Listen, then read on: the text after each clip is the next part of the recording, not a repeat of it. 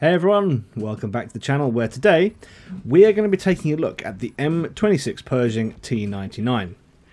Now this isn't going to be a crazy detailed review, this is just going to be a quick overview based on my experience with this tank. Now the first thing I will say is, when I played through the American medium line, yes, medium, the Pershing leads to the M46, and that leads to the M48. So that was a line I did fairly early on, and I've got to say I enjoyed it. I liked playing that line, and I've got fond memories of playing the Pershing, so it's no surprise really that I had fun playing this tank, and I do have fun playing this tank. This is essentially, near as makes no difference, a premium Pershing with rockets. And I say nearest makes no difference because the difference between these two tanks is the T99, the premium version, has 10 extra hit points. It's got 10 meters to 10 meters less view range, and it's got some very, very slight 4 meters, 3 meter differences in its detectability and its concealment. So there really is, near as makes no difference, anything that breaks these two apart. The only thing that might sell it is the rockets and the DPM. So the DPM for the T99 is 2088. The DPM for the fully upgraded Tier 8 Pershing is 1973. So you're looking at just over 100 difference in the DPM. Nothing crazy there, nothing game breaking, nothing overpowered or unbalanced, nothing like that at all. So to all intents and purposes, this is a fairly well balanced and well adjusted premium. The thing that's going to sell it are the rockets, but that kind of comes with a catch, because while you're seeing me use them quite effectively there, I need to show you this clip here. So I take aim, I pull the trigger, and the rockets, they go cross-eyed basically. The rockets are cross-eyed on this tank, and after a conversation with other members of the CCCA community, I learned that the convergence of the rockets is 150 meters.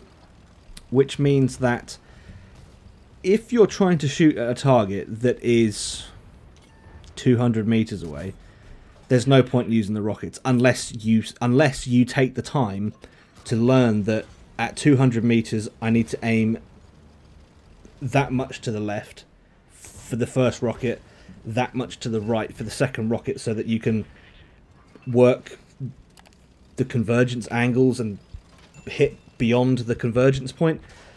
Unless you do that and take the time to do that, the rockets, I don't think they're really that much of a selling point. It's a skill thing, absolutely. This isn't just a point the rockets in the direction, pull the trigger, like the Calip, I can never say it, the tier 6, tier 5 one that we got. That one shoots in a straight line, although it does have left to right variances, so if if you're behind cover, you might end up shooting a rock or the cover that you're hiding behind. But this tank does have a convergence point on the rockets, and that means that you can't just spam them at any range and eventually hit the target. You need to learn how to play this tank, and for some, I can see that being a real, ooh, I want that challenge. I want to be able to learn that skill. I want to be able to learn this tank. I want to be able to play it very well, because the Pershing isn't a bad tank by any stretch. I liked it. I like playing the Pershing. It's a solid tier 8, solid tier 8 medium, and the addition of these rockets adds a new side to the Pershing that we didn't have before, and I think for some that is likely to be a selling point. I think you're going to need to be fairly skilled at the game in order to make this tank worth your while.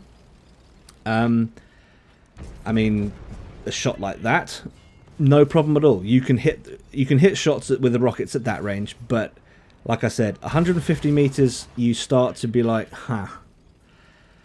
this isn't exactly what I thought it would be. But hey, Wargaming have brought in something new. They've brought in something a little bit different.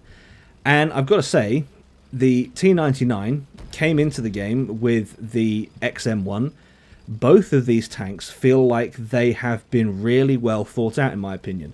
Neither one of them is broken. Neither one is overpowered.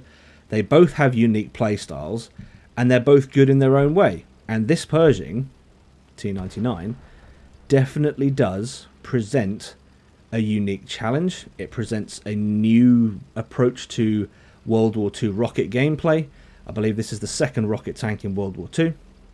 So, you know, take that as take that how you want to. I mean, is this tank worth getting? Nice shot on the Vanguard there.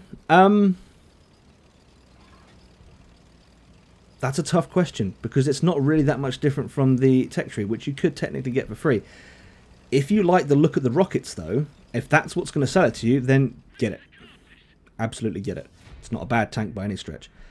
But I don't think the rockets are as amazing as everybody thought they would be. You know, back in the day, people thought rockets would break World War II. They haven't.